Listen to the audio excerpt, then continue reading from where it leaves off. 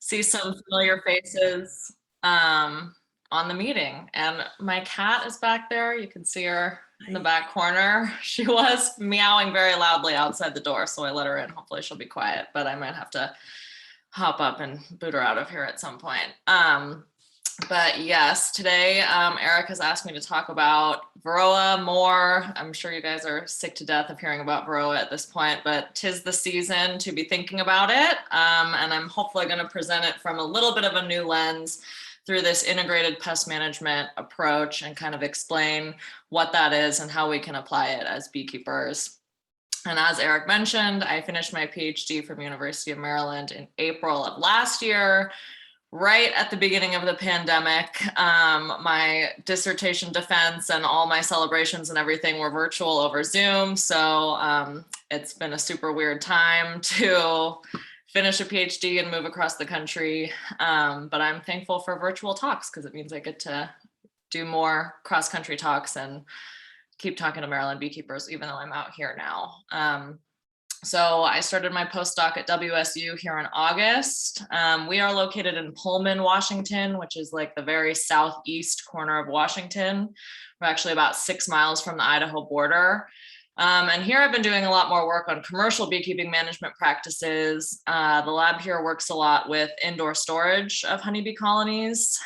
So commercial beekeepers moving their hives indoors into temperature controlled settings for the winter, which is actually easier for a lot of them than moving them to holding yards in Southern California. So we've been doing a lot of work with that. And here I'm actually sampling for a project that we did in collaboration with Be Informed at this gorgeous apiary outside Missoula, Montana. So I'm originally from California. It's fun for me to kind of be back out west, but I do miss the beautiful fall colors in Maryland that you all are going to start getting pretty soon.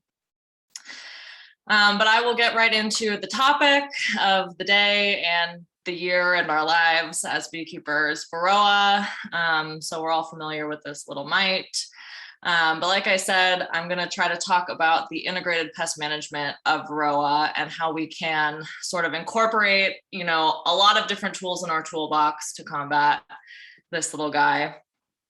And I just first want to start by defining IPM. And there is actually no one definition for what IPM is. And you can see this is like a very long paragraph, and I'm not going to read the whole thing. I'm just going to pull out a couple main points here. So IPM is an ecosystem-based strategy that uses a combination of techniques. So we're using lots of different tools other than just chemical pesticides to combat pests.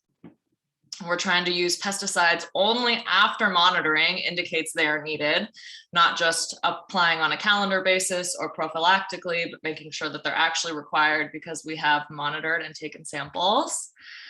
And we're trying to use pesticides in a way that minimize risk to human health, beneficial and non-target organisms and the environment. So this would include, trying to reduce the amount of chemicals in wax, trying to avoid the development of resistance to some of these chemicals because we really don't have that many different active ingredients to be working with when we're talking about Varroa. There's not that many different products on the market. So we have to be very careful with the ones we have and make sure that they stay very effective for a very long time.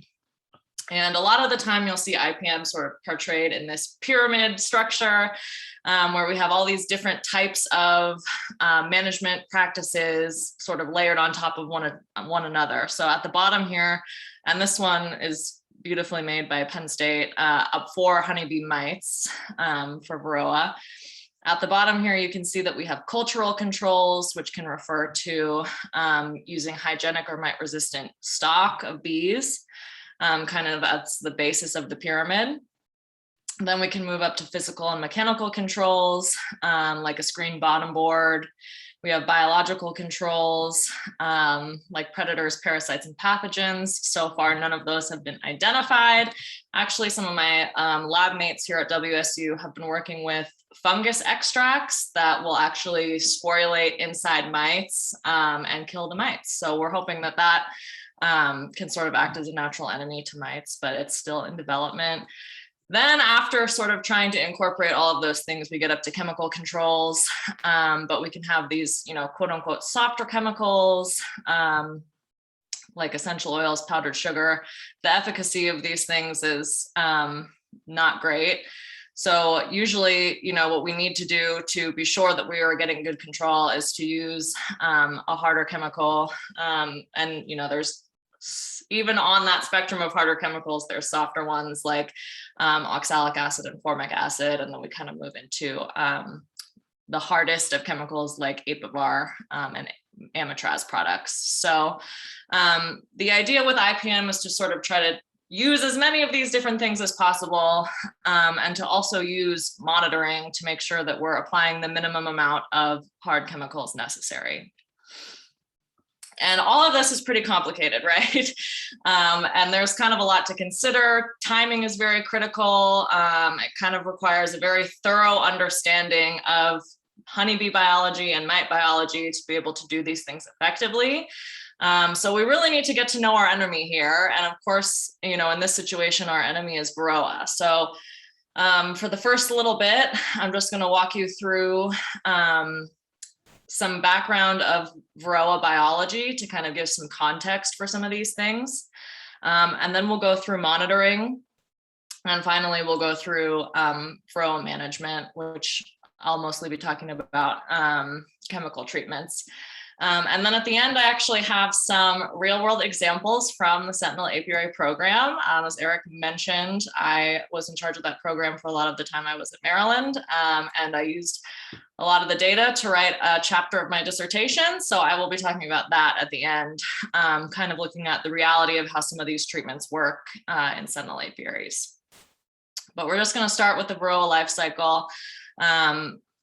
This is a very popular graphic that many people share and use. And then I also find this other really great one from this article by Zachary Huang. And it's kind of a circle. So I'm going to just kind of unveil to you each step by step as we go through the circle of the mite life cycle for anyone who might not be familiar. The life cycle is really very relevant to a lot of control methods and to why some of them are more effective at other times of year.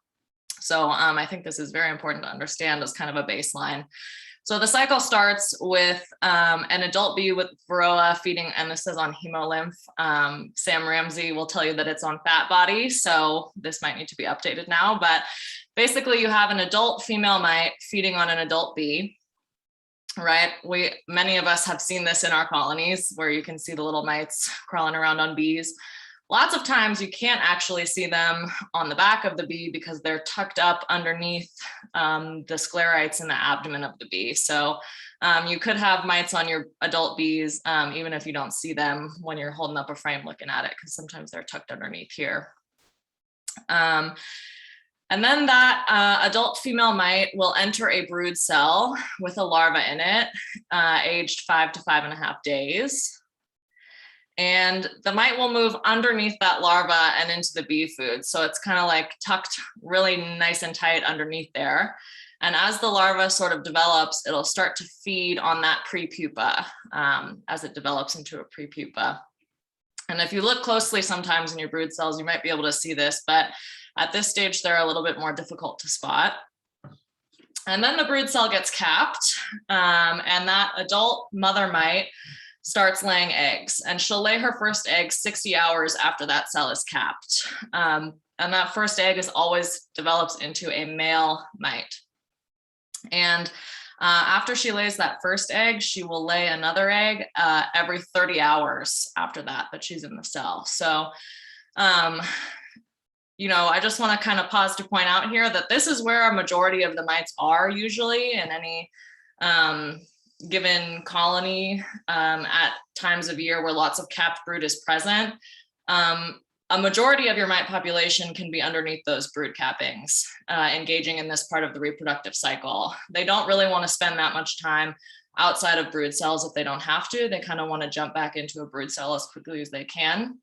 So a large proportion of your mites can be tucked underneath brood cappings. And this is very important to consider from a management standpoint, because a lot of the miticides that we have are not effective at killing mites underneath brood cappings. So this is why a lot of the treatments are for longer than a brood cycle, so that hopefully you get all of the mites as they hatch out of this brood, or why with something like an oxalic acid drip, you need to apply it repeatedly, once a week for 3 weeks or whatever your preference is, to try to make sure you've treated an entire brood cycle, because a large proportion of mites can be hiding at any given time.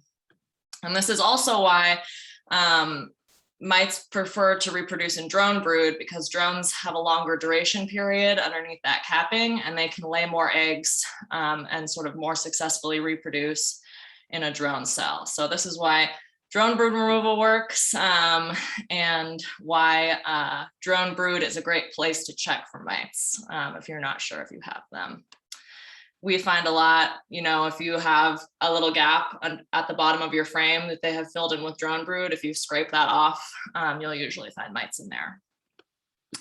So after those eggs have been laid, they will start to develop through their various life stages.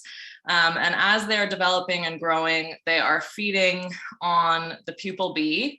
And through this process, they are, of course, damaging that bee and leaving it exposed to pathogens. And this is a great photo of what all these different life stages of mites look like.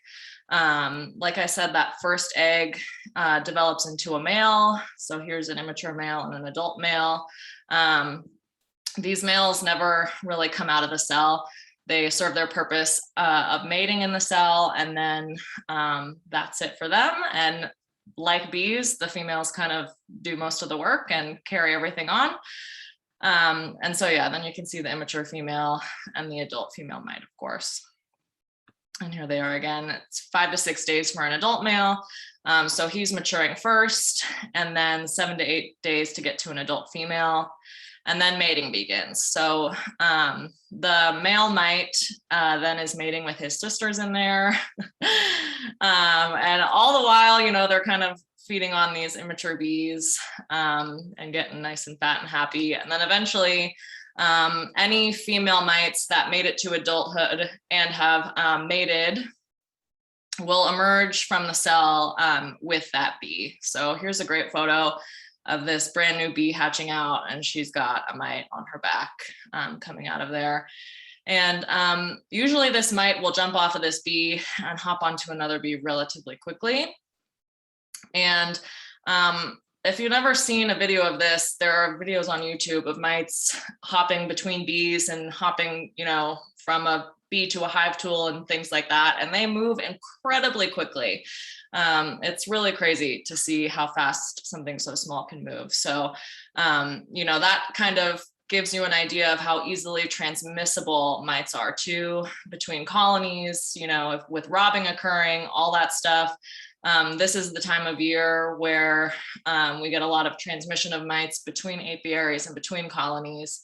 And it's really something to look out for and be aware of. And so just to put all that in context of the honeybee seasonal phases, the mites, their reproduction is dependent on the amount of capped brood in the bee colony, right? So we're both, and here in the orange, we have the mite population over the year, so over here, say we have very early spring, January, February, and then we're going to December on the right. And then the blue, of course, is the bee population. So in early winter, both things are dormant. Your honeybee colonies are small and there's no brood. And then as that honey flow starts, as things warm up, the bee population will start to increase. And the mite population also starts to increase, but it lags behind just a tiny bit, right? The colony is starting to produce more brood. And as soon as that starts to happen, then the mites start to reproduce as well. And then what happens in the fall around this time of year or over the next month or so is that, and especially in Maryland, there's this really severe dearth in the fall, right? So your bee population starts to taper off pretty sharply as they slow down brood production. Yeah, it's a great time to be feeding 2-to-1 syrup for sure. The bee colony will start to shrink, but the mites are going to use up all the last capped brood in that colony to reproduce as much as they can. And then you get kind of this troublesome time in the late fall where your mite population can exceed your bee population or can be very high in relation to the number of bees in the colony. And that's where we start to really see a lot of those visual signs of mite damage, lots of deformed wings, lots of chewed down brood, messy, sick brood. And it can really become apparent that you have a mite issue that you might not have noticed when your colony was very big and strong in midsummer. But the mites were in there all along, just slowly building up. So when we talk about monitoring, there are technically a few different ways to monitor. And I was kind of just mentioning some of these visual signs of varroa that you might start seeing this time of year. If your colonies are starting to shrink back a little bit, or if you haven't had a chance to get a treatment on yet. One of the first things you might notice is mites on bees, right? So when you're doing a colony inspection and you're going through and you're pulling frames out, you might see mites on adult bees. They can be a little bit hard to spot, but there are actually several in this photo on the left. You can see there's one there, one there, one there, and one there. So that would be very alarming to see 4 mites on adult bees, because they are hard to spot, and because normally, or a lot of the time, they're actually underneath. For that many to be on a thorax, you know that the mite population in this colony is probably pretty high already. And then, of course, I also mentioned in broken open brood is a great place to spot mites also, and they're kind of much more visually apparent, a lot greater contrast against the white brood. Another visual sign you might get of varroa is the sick brood that I was mentioning. So we know that healthy brood is this really nice pearly white color. You know, they're swimming in a good amount of brood food. Everything looks clean and healthy. And sometimes, you know, you can get some of this discolored larva, and sometimes this can be a bacterial issue. But I also have noticed that anytime you kind of have bad looking brood, there tend to be mites present in the colony, whether that was the primary issue or not. These things just kind of go hand in hand. So that brood can be a really good indicator of the overall health of the colony, which usually includes the mite load as well, not always. And then there's this other thing called parasitic mite syndrome. That's a very creative name. Where your brood just looks bad, right? You have these cells that used to be capped. The bees have uncapped these cells, have started to remove these pupa. They can smell that something's wrong with that pupa underneath the capping, and they will actually start to remove it. And here you get a really spotty brood pattern, even though the queen is laying a lot. You know, these pupa aren't really developing to adulthood. We have these pupa that are sort of shrunken against the cell, and you can actually see mites in those cells. So this is just an example of the damage that can be done to brood when you have a really high varroa infestation. You just kind of get a lot of these weird symptoms, just bad looking brood in general. Bald brood, again, the bees will come back and uncap these cells if they smell something's wrong with them. Perforated broods, a little more subtle, but they will, you know, poke a hole, either not finish capping that cell, or they'll come back and start uncapping it again. So all these things, again, if you're going through your colony and you haven't sampled for varroa yet, this is definitely a red flag that you should go ahead and sample and check your mite levels if the brood is not looking right, if there are symptoms with the brood. And then, of course, the third thing is these viruses. And many viruses don't have visual symptoms that you can see with your naked eye, but a few of them do. So sac brood virus is one, where you get these uncapped pupa or pre-pupa that are sort of shaped like little sacs. So it's called sac brood virus, again, transmitted by varroa, and of course, deformed wing virus. So here we have another shot, and all these are by Rob Snyder, by the way, who is a BIP Tech team member and has all these absolutely excellent photos of all these wonderful diseases that are very helpful for teaching. So shout out to Rob. But here we can see the queen. This is a great picture of the queen and her retinue. And then we have these bees here with these shriveled up, deformed wings. And you can also see more of this kind of messed up brood, uncapped brood on this cell. So definitely a colony to check for mite loads if it hasn't been already. And then this graph was made by Dr. Katie Lee, who was another Be Informed tech team member and is now a postdoc at University of Minnesota. And so she basically, you know, had sampled hundreds or thousands of colonies in commercial operations and got really good at detecting these visual signs of mite damage. The mites on bees, the deformed wings, the uncapped brood. And basically, she sort of started playing this game where she wanted to gauge how well she was at identifying how severe the mite load was. So basically, this is the average mite load in mites per 100 bees on the y-axis. And then on the x-axis, we have the numbers of signs of mites observed. So 0 is she didn't see any signs of mites in that colony. You know, everything looked normal, everything looked fine. 1 is she saw 1 sign of mites in that colony, be that a deformed wing or a mite on a bee. And then greater than 1 is she saw more than 1 sign of mites in that colony. So she saw a mite on a bee and deformed wings and something else. And basically she found that she was really, really good at it, and that the mite load in those colonies correlated very closely to the visual signs of mites she was seeing. So if she didn't see any signs, the mite load was low, on average 1 mite per 100 bees. She saw 1 sign, it was higher, almost 5 mites per 100 bees. And then more than 1 sign, very high, you know, around 8 or 9 mites per 100 bees. So basically, this is saying if you are seeing any of these visual signs of varroa, your mite load is probably already above threshold, right? We have this treatment threshold of 3 mites per 100 bees. And so if you can actually see the mites in your colony, or you're seeing a lot of these visual signs of damage, you probably have a high mite load. Definitely take a sample. It's probably time to treat. And you maybe should have already sampled a month or 2 prior to kind of get this under control earlier. So there are more preventative methods of monitoring, like the alcohol wash. This video over here is me taking a sample for a Sentinel kit. And I know all of you are very familiar with the Sentinel program, these little bottles and the funnel and scoop.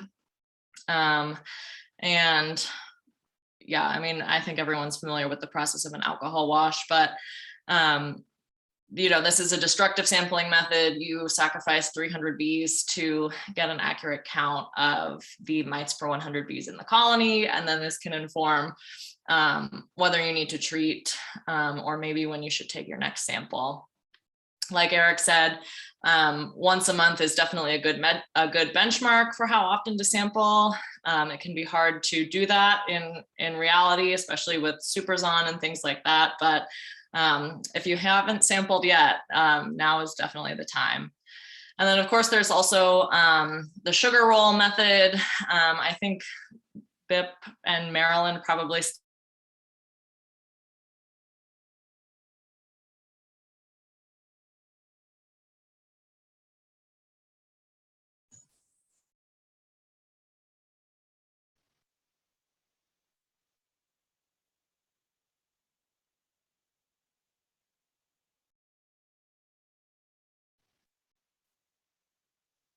I see Leon moving. Is it just me, or is Kelly quiet right now? Kelly is quiet right now. She Okay. froze. She froze. Okay. We lost her. Okay. I will I'm gonna send her a quick text message because still sell. there she is. Kelly, you back? Oh, I hear you kind of, but you're muted. Here we go. Okay. There you I don't go. know. Sorry, we lost you at the, well, I saw the powdered sugar roll method there with the the bee squad. Okay. That was weird. My Zoom probably needed to update in the middle of this presentation. It does need to do that sometimes. Okay. But yeah, the mite check kits are super nice. Has everything you need. Super easy to do at home too, though.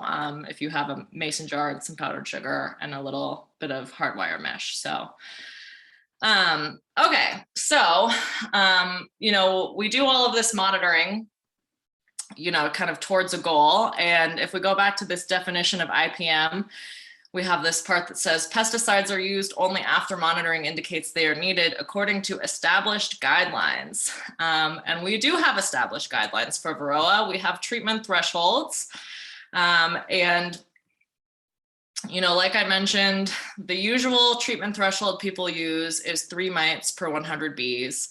And you might also hear this other threshold of 5 mites per 100 bees. And that is more referred to as an economic threshold where, an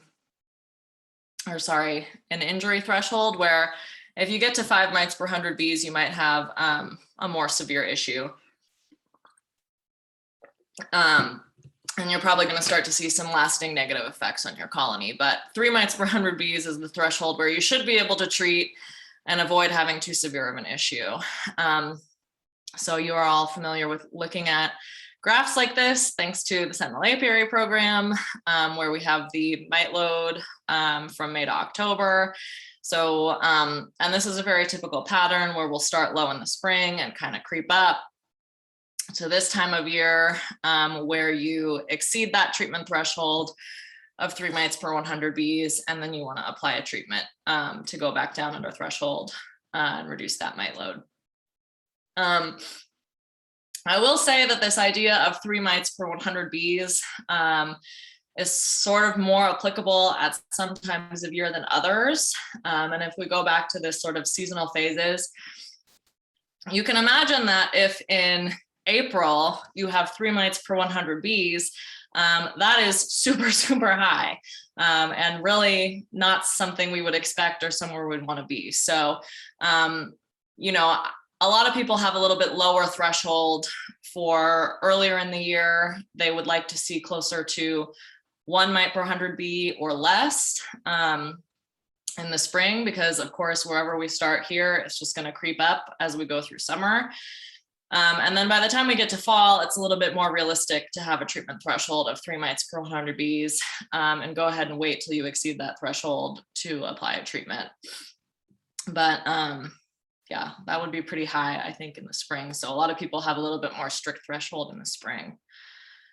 And then of course, kind of going into winter, you also want to make sure that you're below 3 mites per 100 bees for that overwintering population. You want to try to get that mite load as low as you can so that that cluster of overwintering bees has as few mites to deal with as possible.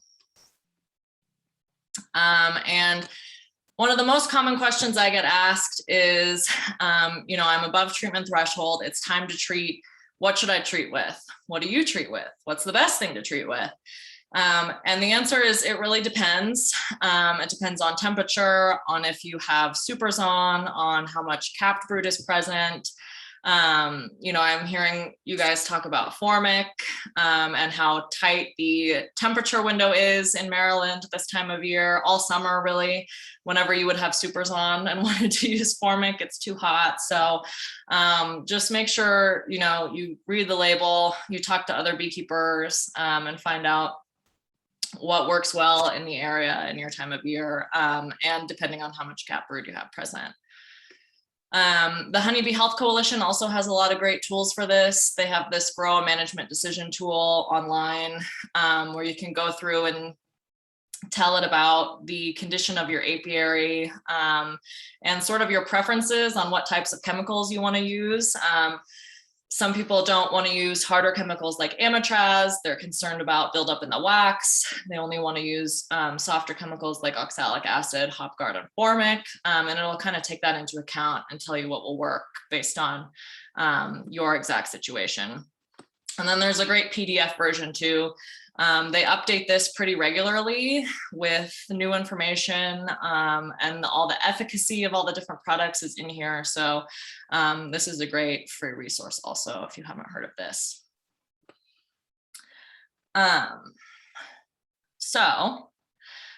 The other thing that's really important to keep in mind when we are treating is that we always want to be trying to prevent resistance, right? The development of resistance to these chemicals.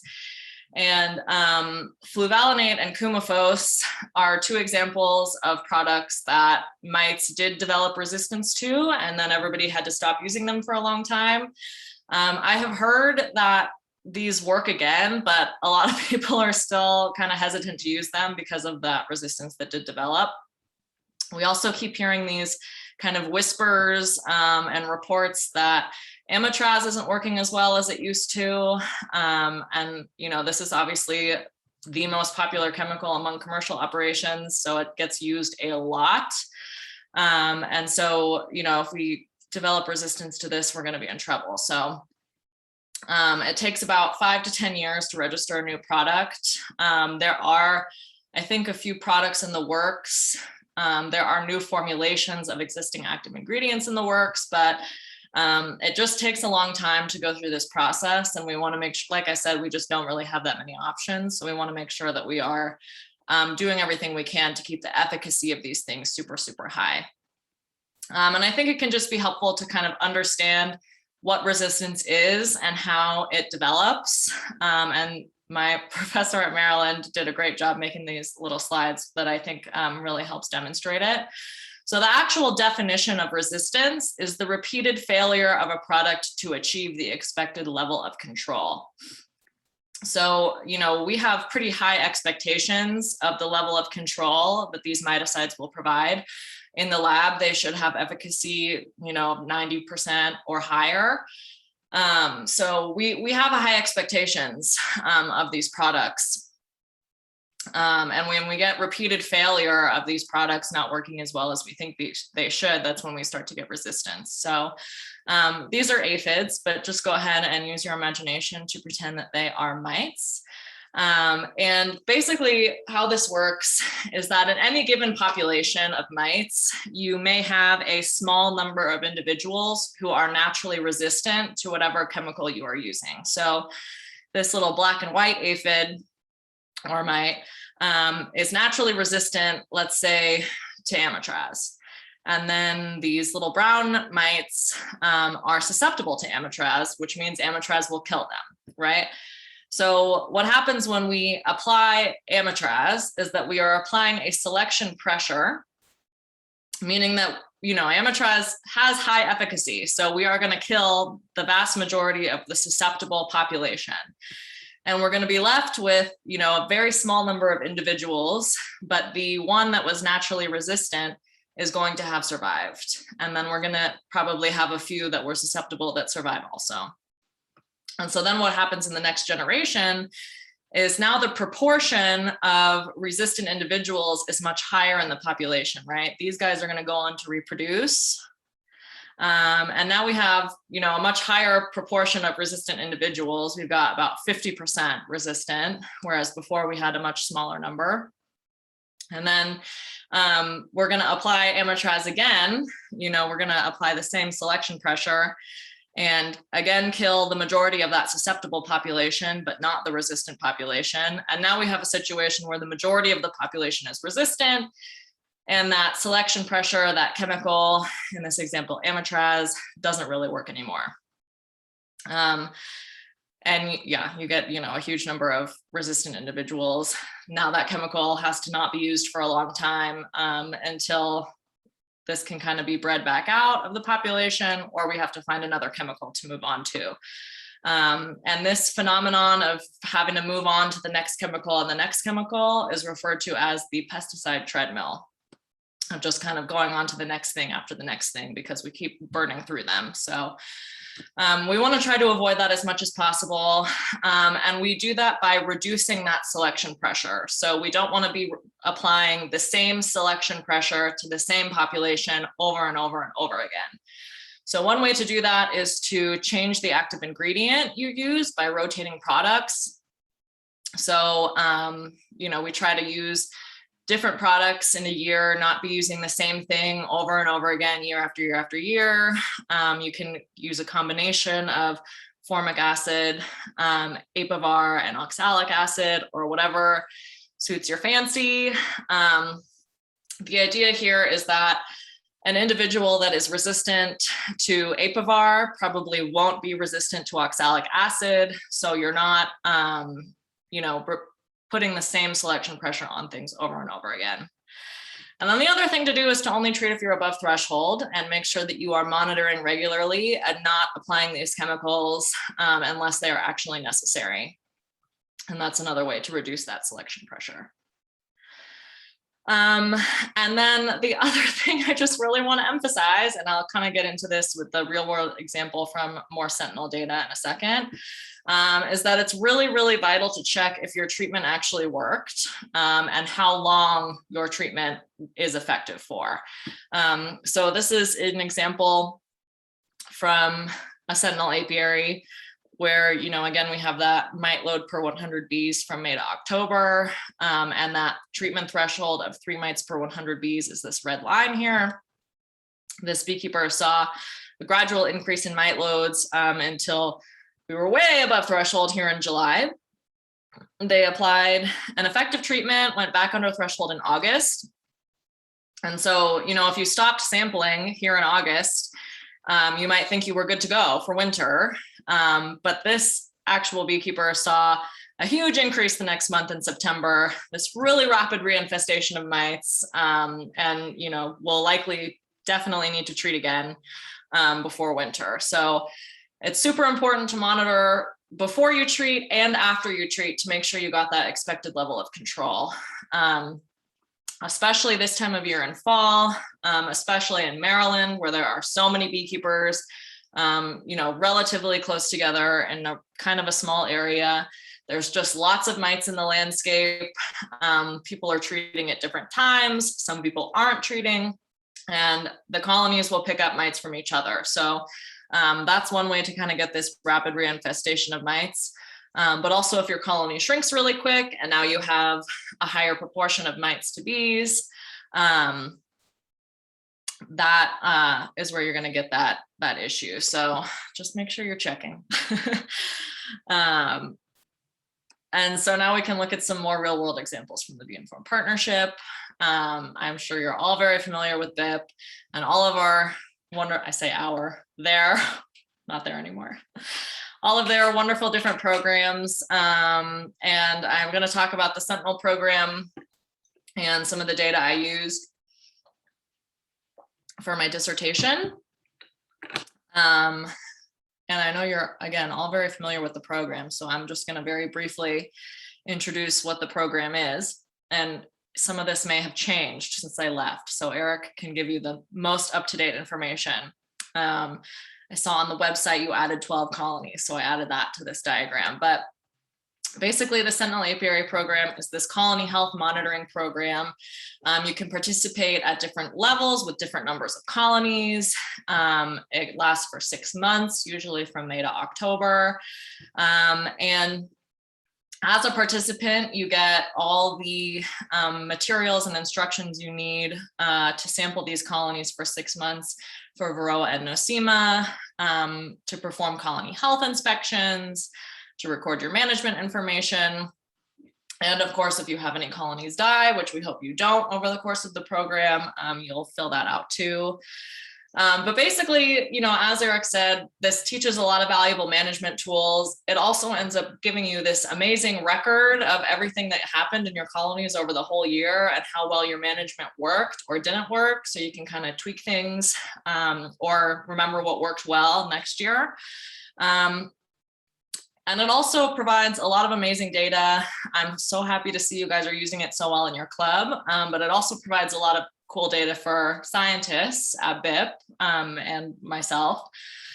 So I'm going to kind of talk about some things we saw with mite treatments. And this is using the 2017 to 2019 Sentinel apiary data. And in those years, we had 227 Sentinel apiaries. You can see they're all over the country and lots of different states. I think we had about 30 different states participate in these years. And then my cat's on the table. And so basically this adds up to a lot of amazing information, right? We have 227 participants, which added up to about 1,300 colonies that were sampled, and about 8,000 samples that were processed in those 3 years. So this is a huge amount of data to answer some questions. And it's also very special, unique data because it's very rare to have this number of colonies that were tracked over an entire beekeeping season from May to October. So yeah, very exciting for data nerds like us. But like I said, one of the most popular questions we get are about mite treatments. And one thing we kept hearing from beekeepers is that their mite load went up after they treated, or their mite load didn't go down as much as they thought it should after they treated, and they weren't really sure what was going on. So we wanted to look a little bit further into that and see kind of what we thought was happening there. And of course, our expectation is that the mite load is going to decrease after you apply a treatment, right? I used this hypothetical graph earlier where we have the mite load from May to October. We have this threshold of 3 mites per 100 bees. The beekeeper applies a treatment after they exceed threshold.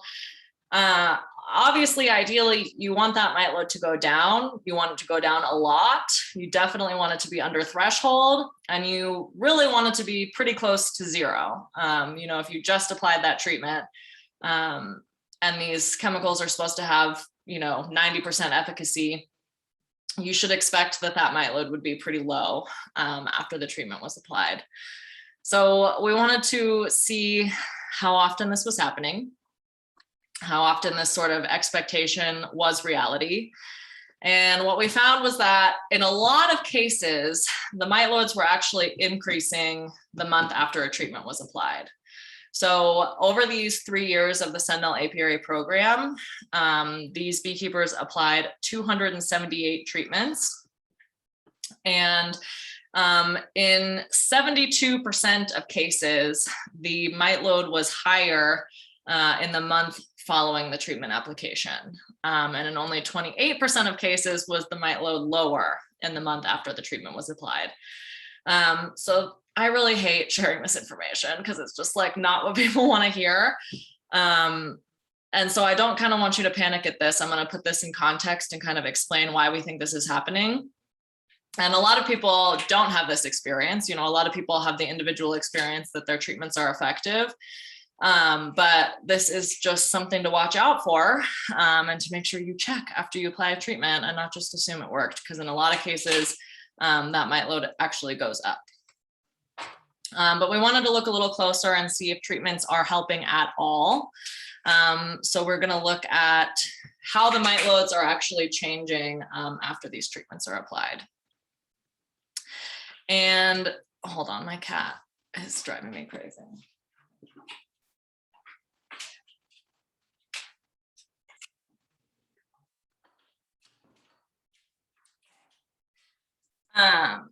Sorry. So basically what we found is that even though the mite load might be higher in a month after a treatment was applied, the treatments are slowing mite population growth. And we can look at this each month. And again, these are in Sentinel apiaries. So this first month is May to June, which means this is the change in mite load between the May sample and the June sample. And we have sort of the before mite load on the x-axis and the after mite load on the y-axis. So the slope of these lines is the rate of change of the mite population growth between the May and June sample. And in green here, we have apiaries that were treated during this period between May and June. And in orange, we have apiaries that were not treated in this period between May and June. And basically what we're comparing is the slope of these lines. So you can see that the slope of the orange line in untreated apiaries is a little bit steeper than the slope of the line in treated apiaries. So basically this is to say, and you can see it's not perfect, you know, there are outliers, but this is to say that on average, the mite load in treated apiaries is increasing slower than in untreated apiaries. And if we look at this over the course of the whole year, you know, all the way to September, October, we can see that that trend kind of continues where the slope of the line in untreated apiaries is steeper than in treated apiaries. And especially if we look here between September and October, you can see that the mite load is increasing a lot in these untreated apiaries and is only increasing a little bit in the treated apiaries. So the treatments are working in the sense that they are slowing that increase in mite population growth. And this also definitely relates to sample timing and the duration of each treatment. And so I'm just going to kind of walk you through like an example of this timeline, and something to think about in your own apiary is when you're taking that after sample, right? So in sentinel apiaries, they're sampling once per month. So in August, say the beekeeper samples on August 15th, right in the middle of the month. And then that same day, their mite loads came back super, super fast, and they knew, or maybe they did a sugar roll at the same time, and they knew that they needed to apply a treatment. So that same day they apply Mite Away quick strips. And I'm talking about the 2-week version of Mite Away quick strips, not there's like a new 4-week version, I think, but talking about the 2-week version. So say they apply this on August 15th, those quick strips would come off on September 1st, 2 weeks later, right? And then because this is the Sentinel Apiary program, they're going to take their monthly sample about a month later from their August sample on September 15th. So in this case, that after sample is taken 2 weeks after this treatment was removed. So, that's definitely something to think about, the context of when these samples are taken compared to when the treatments end. In this 2-week period, it's possible that that mite load creeps back up. It's possible that the quick strips did knock down that mite load quite a bit while they were on. And then in the 2 weeks between when they came off and when the September samples taken, they kind of increase a little bit again. So, again, sample after your treatment comes off, but also make sure you're sampling often enough to catch these fluctuations in mite loads. Another example is Apivar, right? Apivar is a 6-week treatment. So if this beekeeper applied Apivar instead on August 15th, it wouldn't come off until October 1st. So then technically this October sample on October 15th would be their after sample, but that's, very far after it was initially applied on August 15th. So thinking about when that after sample is taken is really important. You should take it after the treatment duration is complete, but in the case of a longer treatment like Apivar, you may want to sample more than once, because again, it's possible that Apivar is more effective at the earlier portion of the application window, in the first 2 to 4 weeks. And you might miss that if you wait a whole 6 weeks to sample. So basically just sample always, all the time. It's kind of the takeaway. And I also just want to contextualize this by saying that you shouldn't be discouraged if your post-treatment mite numbers aren't what you expected. With this monthly sampling scheme, with the timing of things, and with, especially in the fall, with the mites being transmitted between colonies and apiaries and just so much mite pressure out there, it is quite possible that you will have a high mite load even after you apply a treatment. So, that's just another reason to make sure that you're checking as often as you can and being sure that your colonies are going into winter with a low mite load is critical. And then also, if we're talking about slowing this population growth, prevention is really critical, right?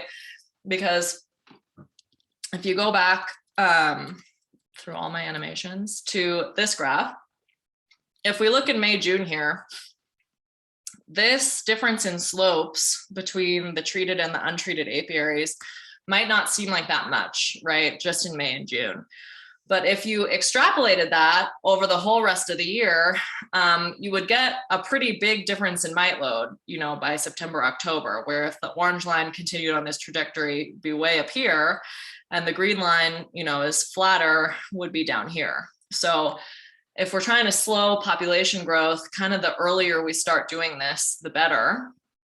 And being proactive is super, super important. And, another way to show that is just on this honeybee seasonal phases. Again, we have the bee population and the mite population. If you look at the mite population and you imagine applying a treatment here, say the orange line is untreated, we're just going to let the mite population do what it does naturally. But if we apply a treatment here in the spring and we slow that mite population growth by, reducing the number of reproducing individuals in the colony, you can kind of flatten this curve, not to use a COVID analogy, but it really does work. You can flatten this curve to really slow your mite population growth and to reduce the number of mites in your colonies, for the rest of the season, so that curve might look a little bit like this instead of that really steep peak. Whereas if you wait till later in the season, you can still reduce that mite population growth, but it's still going to maybe reach an overall higher level than if you had started earlier in the season. So definitely recommend, it's obviously for this year, it's a little late, but, next spring, really hit the ground running. Treating packages with oxalic acid is like a great time. They haven't had any brood production yet, just to make sure you're starting with a really clean slate. And then the other question people have all the time is, are some treatments better than others? And of course, these graphs I've been showing with the effect on mite load of these different treatments, a lot of people make a very good point that it probably depends on the chemicals you're using, if some are just not effective and some are. So I did this broken down by all these different active ingredients. We have amitraz, coumaphos, fluvalinate. Combination refers to, and this is at the apiary level. So combination refers to if a beekeeper used, say, formic acid on half their colonies and apivar on the other half, or if a beekeeper used a chemical and a non-chemical method in the same month. So some people use a chemical treatment and drone brood removal on the same month. So that counts as combination also. We have non-chemical methods all clumped together because there weren't that many reports of them, so I just grouped it. But that includes drone brood removal, and a few people caged their queens as well to do a brood break for mite control. So that's lumped in there as well. And basically, and here in the red, we have no treatment. And again, this is the change in mite load before and after each of these methods is used. And you can see that the slopes of the lines are all pretty similar. And I broke it down separately too. And again, here we're looking at recently treated and not treated, and these are the different chemicals. So basically, none of these methods was like soaringly better than any other method, but compared to not treating at all, some of them seemed a little bit better than others. So amitraz, formic acid, thymol, and oxalic acid all slowed that increase in mite load significantly better than not treating, than not doing anything at all. So that's encouraging, that's good. Amitraz looks super, super flat here, but we do have this one little outlier. So definitely more work to do here to kind of tease out some of these finer details, which will become easier when we get bigger sample sizes and more data. And combinations on here too. So, again, that could be a chemical and a non-chemical method, or two chemical methods on different colonies. These methods were not different than not treating, meaning that the increase in mite load was statistically the same as not treating at all. And we have coumaphos, hop oil, fluvalinate, and non-chemical only. I will say that there were very few reports of people using these methods. So this could be a sample size issue as well. So again, definitely more work to be done here, but basically, doing anything is better than doing nothing. And again, your treatment choice really depends on, what's going on in your apiary, what time of year it is, things like that. So, we know that all of these treatments should have good efficacy based on lab trials. I think it's just a matter of getting that sample timing right and just really making sure that you're getting your expected level of control, or doing, whatever you need to do to get your mite load down where you need it to be, especially in this sort of winter prep time, right? I know it's only September, but Labor Day's over, summer's over. So now's the time to be thinking about winter prep and really getting your bees in good shape. So you're not sort of trying to do emergency triage, in late October. So just to summarize, we always want to try to monitor with a preventative method, and we want to start as early in the season as possible. Being proactive is super helpful and can reduce your mite load over the year, and maybe even reduce the number of repeated treatments you need to do later in the season. And to always check your mite load after your treatment and think very carefully about when that after sample is. And yeah, this was all Maryland work. So I'll thank all my Maryland peeps. And it's very good to be talking to all of you. This is my new WSU email address. So if you had my Maryland one, this is where you can reach me now. If anyone has any questions that they don't want to ask in the chat or anything like that. And other than that, that's all I have. Awesome. Thank you so much, Kelly. That's great. That was so much fun. Okay, and enlightening. And also, folks, don't send her an email to ask these questions you don't want to ask in the chat. Just ask them. That way everybody benefits from your inquiries. So yeah, thank you so much, Kelly. And I actually have a ton of questions here, but first off, before I start like going off on all my questions that I was writing down for the greater good, does anybody have any questions they would like to ask Kelly?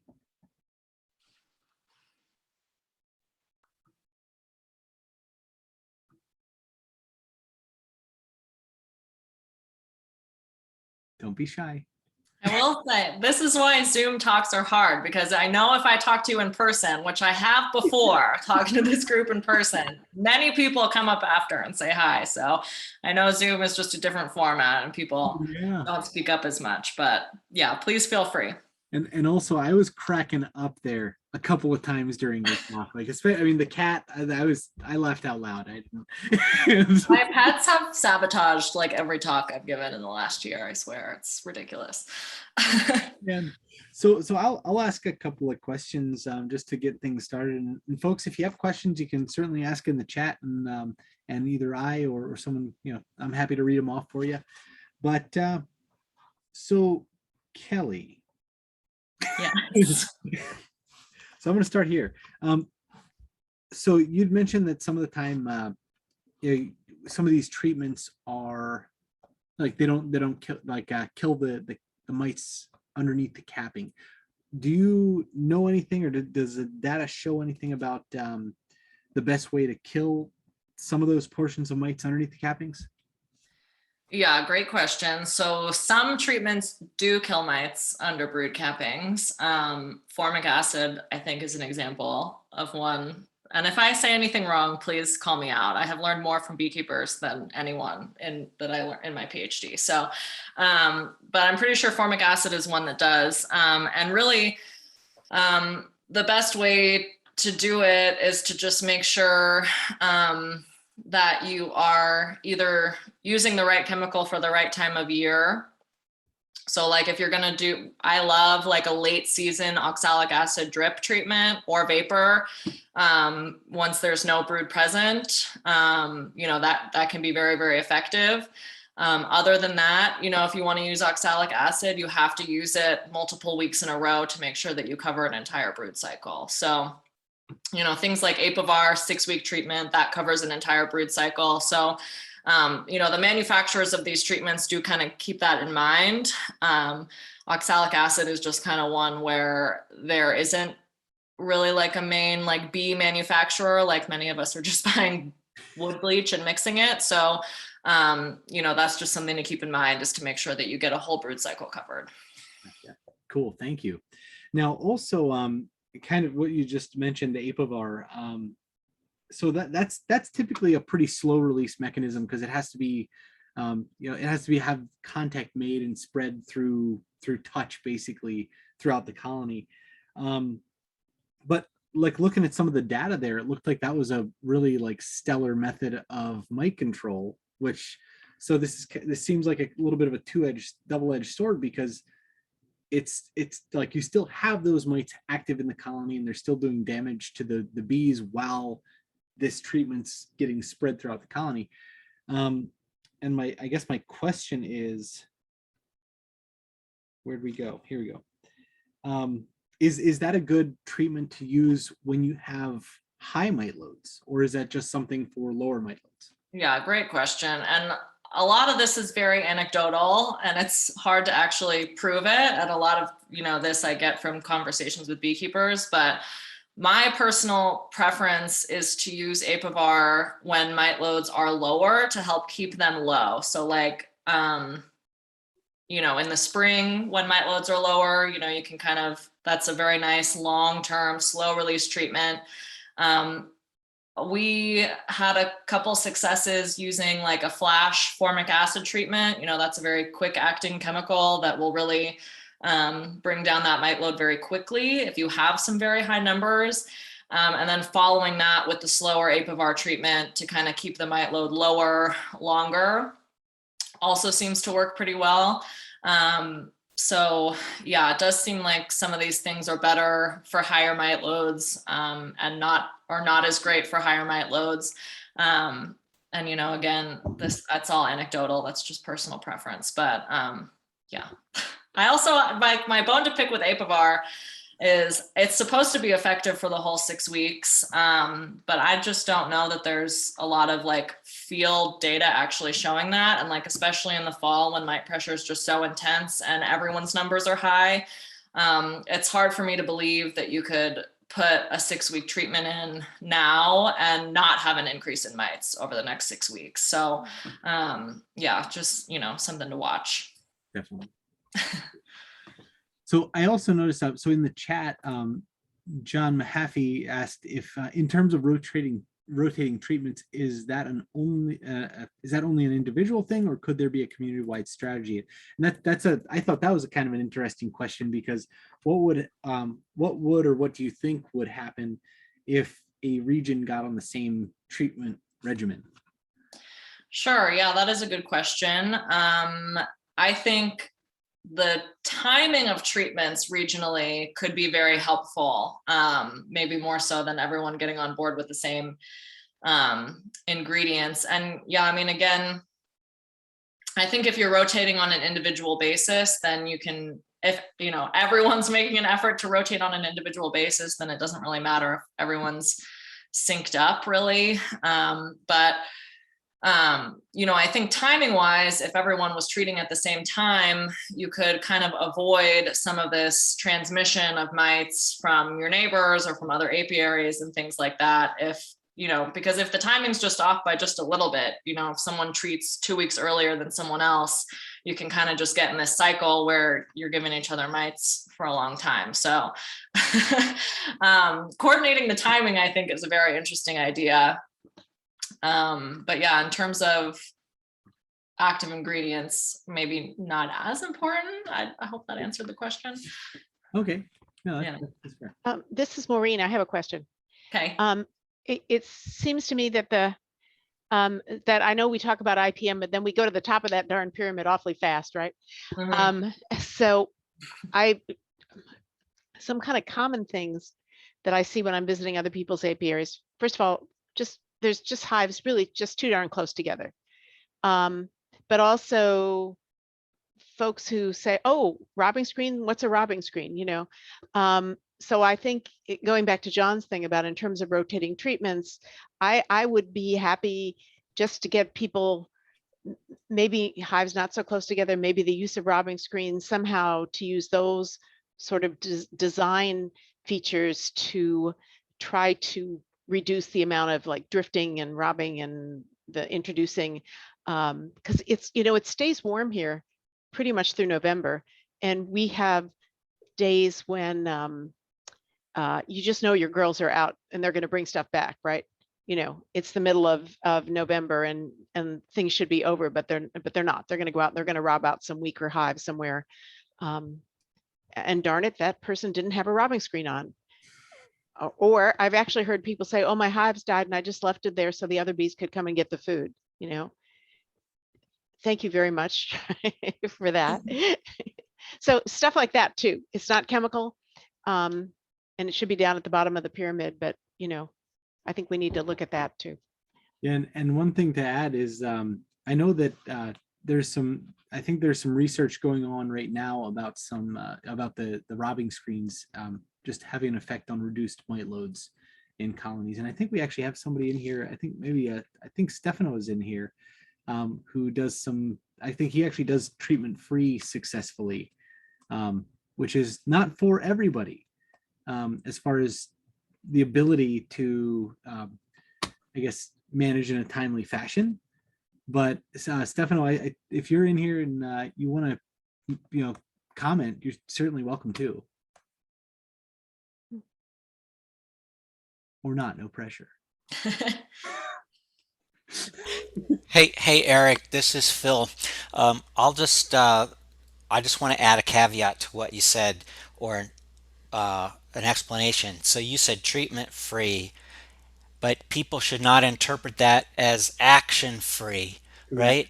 So you're talking about adding chemicals, and Stefano or whoever you were mentioning is doing many other things that may be much more labor intensive. Yeah. So treatment free is not the same as, okay, bees, you're on your own.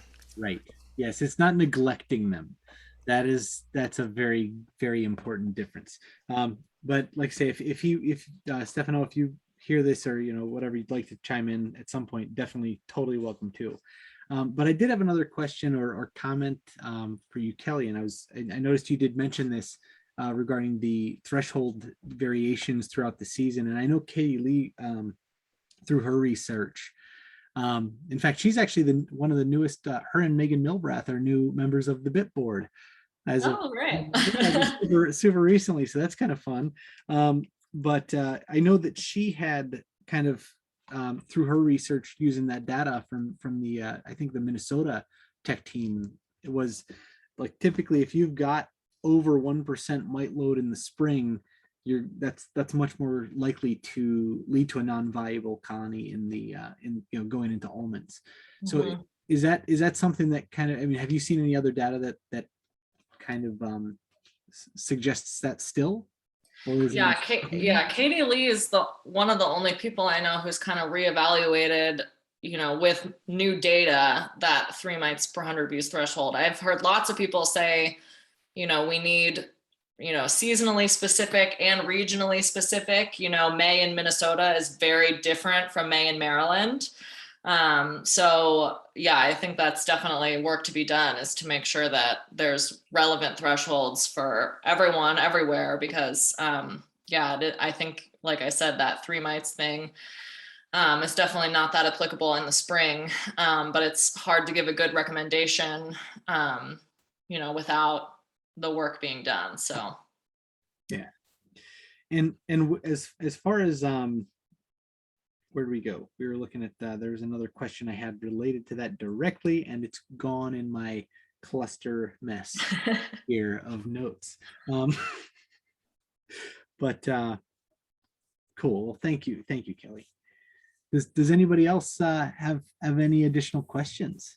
I mean, I certainly have more that I was hoping to organize here. Kelly, I've got one for you. This is Sure. Franklin. I know that treating with oxalic acid vapor when there's brood in the colony, Sept brood, doesn't get at the mites that are under the cappings, although it might get at the mites that are not under the cappings. But do you have any idea what it does to the brood? Yeah, that's a good question. I'm not aware that it has any negative effects on the brood. I could definitely be wrong about that. And yeah, I mean, I think again, oxalic acid vapor is not very well researched. So definitely And more work to be done there. I want to Yeah. mention this, just to interject on this.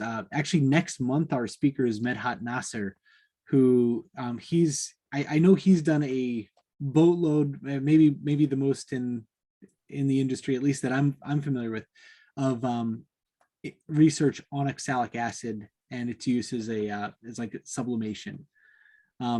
So, and in fact, he's working on something on a sublimator or a vaporizer. But just for everybody here now to understand, that's a really good question, and you could save that for next month. Sounds like he could definitely answer better than me, but yeah. Now, I did find one study that said that feeding oxalic acid in the food to the larva did kill the larva. So, Okay. so that's a hint, but nobody, as far as I could tell, hadn't tried the vapor, looking at the effect of the vapor on brood. Interesting. Yeah. So Kelly, I have another question here. I found it. Okay. So earlier you had mentioned that to wait until you were over threshold to treat. And I'm not saying this to be combative. I swear I really miss you and I want to just give you the biggest hug when I see you. But I do want to ask the question, because typically like kind of also maintaining those low mite loads, I think you'd also mentioned that later in your talk, is also important. So is it not advisable to maintain those low mite loads as much as possible if they're starting to creep towards threshold where damage starts to occur? Yeah, you're totally right. And, I'm saying on one hand, monitor and only treat when you're above threshold. And then in the next breath, I say, treat your package with oxalic acid drip. You're obviously not monitoring your pack, you're not, doing an alcohol wash on your package while it's still in package form. So yeah, I think it is sort of a hard line to walk between trying to minimize the amount of chemicals you're using and keeping that mite load as low as possible. And I think it really just comes down to monitoring as often as you can and kind of using your best judgment until we have better thresholds that are more applicable at different times of year. You can't have 3 mites per 100 bees in May. That's going to be a disaster. So, I think it's keeping in mind, that you might want to start off with a treatment and then see how long that lasts you and kind of like try to use other methods, screen bottom board, robbing screens, drone brood removal to kind of stretch out that initial chemical treatment. And then, yeah, I mean, a lot of it is kind of just gaining experience and knowing like, okay, well, now I have 2 mites per 100 bees, but it's only June, I'm not above threshold, but I'm going to be when I pull my supers off in 2 months. So I should just treat now. So yeah, I think again, this just comes back to like us not having a lot of great IPM information for mites and for bees. And so hopefully like a lot of that is forthcoming in the research. And until then, we're all kind of like relying on each other to give advice and share experience, and just, try to be mindful about doing the best we can to not be applying chemicals that we don't need to use. So, yeah. And with that, it's just kind of wondering like if well, it's gone now, so never mind. There was a question and it was on the tip of my tongue and now it's gone. So and I've got a couple more written down here, but if anybody else would like to ask a question, I see Stephen Meffert or Stefan Meffert. No, that's Stephen. First year beekeeper, when should we begin testing again in the spring? Way to think ahead. Awesome. Like that. Yeah, I mean, I would say, as soon as it's warm enough and your bees are starting to make brood, I would say as soon as you could sample. And, I definitely recommend making sure you monitor before you put supers on, because it's definitely a strong tendency to not want to take those off once they're on. So making sure that, you give yourself enough time to monitor and treat if necessary in the spring. Lots of times overwintered colonies come through with, kind of a surprising number of mites, and you want to, clear that out before you put the supers on and before we start a new year. So, and I'm sure that, your club members, when that time rolls around, will be talking about it and when they're getting started and things like that. So Yeah, definitely. We try to make sure to share that as much as possible. Stefano, are you unmuting to ask a question?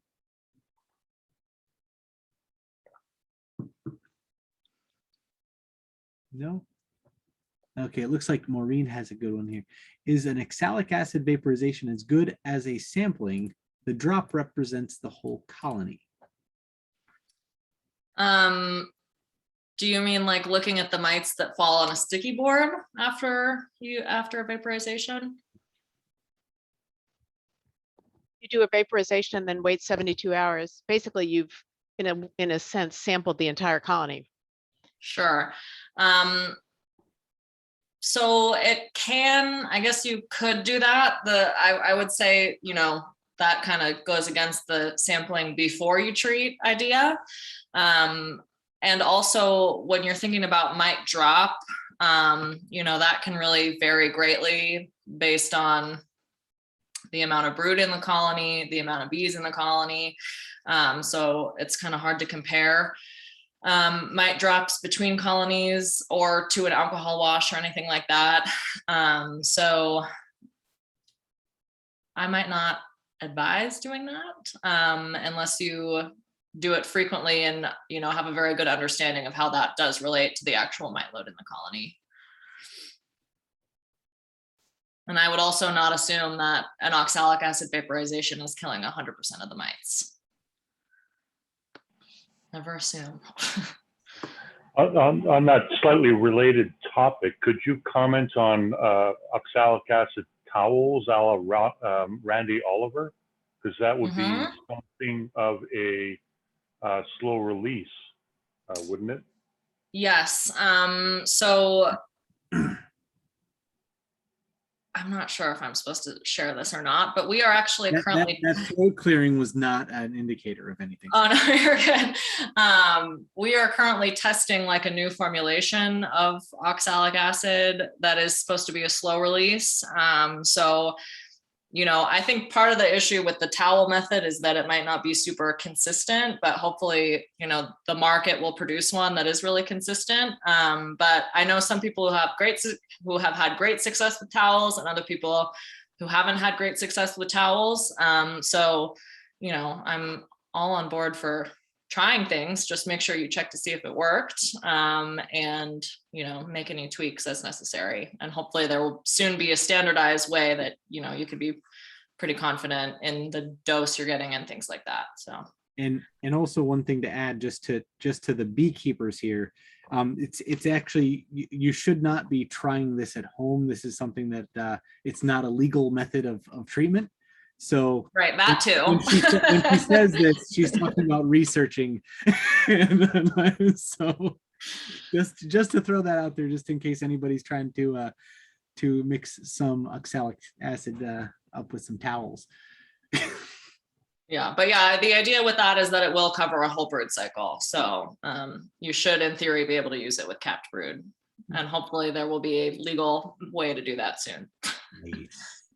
And I wanted to ask this also, because I know you had mentioned the rotating of treatments, and of course that is important with especially a lot of these like chemical treatments. You mentioned fluvalinate and clomiphos, and of course amatraz. But with oxalic and formic, it was my understanding they haven't been shown to like indicate that there's any development of resistance with those, and we're not sure if it's possible. Do you know anything about that? Yeah, that's true. There has not, formic acid's been around for a while and there's not been any documented resistance. I think it's just brutal. Yeah. Sometimes the idea between, with these softer chemicals, and this is, you know, in other forms of agriculture with, you know, crops where farmers are applying lots of pesticides, it's like they use a little bit of a more selective chemical or of a, you know, a less, I'm not describing this well, but like a less intense chemical, and you don't get as severe of like a total kill. So you're leaving like a little bit more of that susceptible population around. I don't know if that's the case with, you know, formic and oxalic. We don't even know the mode of action of oxalic acid and how it kills mites. So yeah, hopefully we don't get resistance developing, or we won't know why it's happening because we don't know the mode of action. So yeah, that's definitely true. Just kill them.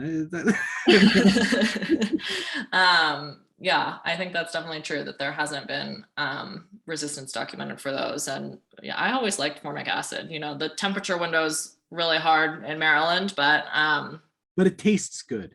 Yeah, it smells great. Oh, it's the worst. I used Top Guard for the first time here, and it is messy. Yeah, last year I spent a lot of time with thymol and it was Apigard. And this year I looked in the back of my trunk, and the tub I had just opened up, and so I don't have any mites in my trunk. Great, that's critical. Oh, that is completely irrelevant. I'm sorry for wasting everybody's time with that statement. So Trina had mentioned, so she's asking, what do you think of trapping comb use where the queen is jailed to be able to lay eggs only in 1 to 2 frames for 25 days or so, and where the capped brood is removed? When might be the best time to do this? Yeah, great question. So that, you know, that's a brood break, which is, I think, becoming more and more popular as mite control. And basically the idea is that you get this window, you know, you cage the queen or whatever and sort of prevent her from laying for however long. And then long enough to where all the capped brood in the colony hatches out and there isn't any more. And then you've basically created this broodless colony where all the mites are now in the phoretic phase. And if you apply, you know, one chemical treatment or one oxalic acid drip or whatever, you'll have a very effective kill because there is no capped brood for the mites to hide underneath. And also just doing this slows the mite reproduction and the mite population growth. So, you know, I think the time of year kind of depends on your schedule. You know, I wouldn't really do that necessarily during a honey flow, but right after the honey flow could be a good time. But yeah, I think usually people do it, you know, kind of in midsummer where there would be a lot of capped brood, but where your colony is kind of already done producing the honey because you don't want to slow them down before the honey flow, if that makes sense. But yeah, if anyone else, you know, I have not personally done a brood break. So if anyone else has any experience with that, especially in Maryland, feel free to chime in. But yeah, I think that definitely good efficacy has been shown with that method. Thank you. Well, so yeah, are there any other questions, folks? I think I'm out of questions now. Hey, we made it. Oh, well, folks, you've got Mr. Jiffy, if you'd like to chime in. Well, I think I heard someone. Oh yeah, I was having troubles unmuting. I was having troubles before. Can everybody hear me okay? Yes. Okay. So I had put my question in the chat, but I guess it got skipped over. Talking about robbing screens, a couple of my hives have the Guardian device that is an attempt to keep small hive beetles out. And what I'm noticing is that now that I see some robbers coming to some of the other hives, they don't seem to be spending too much time trying to get into the hives with the Guardian devices. I'm wondering whether that's just, you know, the fact that I've only got a few hives to look at, or whether that's or whether the Guardians are actually effective as robbing anti-robbing measures? Yeah, that's a good question. I think technically anything can be useful as an anti-robbing measure that is reducing the access to the colony entrance. So, you know, even an entrance reducer, especially on the small opening, can help deter from robbing. And one of the things I noticed in one of my studies is that if you have unprotected colonies or unscreened colonies in the same area, it seems like the robbers will just kind of skip over the colonies that are harder to access and go for those the easier bait, you know? So you might want to consider screening everything, or just keep a really close eye on those ones that don't have the guard devices on them. But yeah, I mean, I think anything that really makes it easier for the colony to defend itself, you know, like any kind of reduced entrance would work in theory. Okay, I mean, it's easy enough to put robbing screens, and I'm hoping to do that this weekend on the other ones. Mm-hmm. But the guardians stick out, so I can't use the guardian and a robbing screen. I'd have to take the guardian off. Sure. And I'm just wondering whether in the experience of anybody who's used those, you know, whether they're just as effective. Yeah, I have not personally used one. So again, you know, if anyone else has and has noticed if it keeps robbers out. By the way, I still have small hive beetles. There was a little email chain going on about that, about using Swiffer strips, and some folks have had some really good luck with the I can't remember what the bottom boards are called, but I know there's one fellow with quite a number of colonies up in Frederick, just made quite an investment in his operation up there to get a bunch of them. But yeah, sometimes just time and Swiffer strips is all you need. Yeah, I used the Swiffer strips for a long time, and they, you know, I always caught small hive beetles with them, but I always had a lot more small hive beetles running around the top of the hive than seemed to be caught on the Swiffer strips. Fire works really well too. No, just kidding. I hate small hive beetle though. Also, you're cleaning out your, like, I've switched to all solid bottom boards, because there's just so many little nooks and crannies that SHB was just colonizing in. So anyways, that's not particularly related.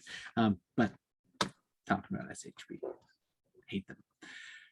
So yeah, I guess, does anybody else have any questions for Kelly before we let her go and get on with her her early afternoon? I think it's like 3 in the afternoon over there, right?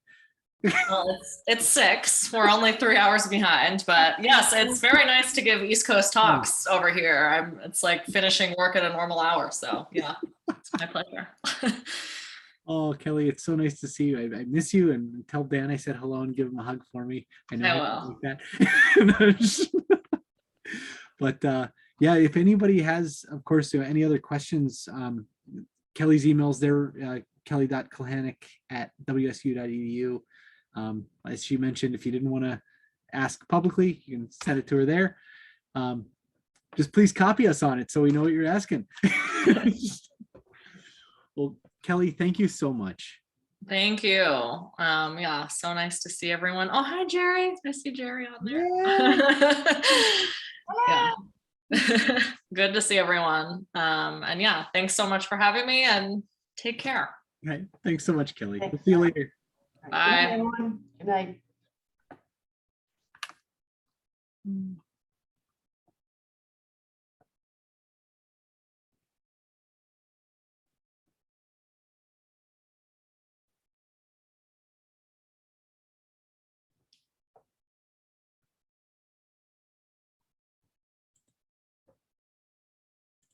So either some people are asleep or they're just hanging around. Thanks everybody for coming out. See y'all later.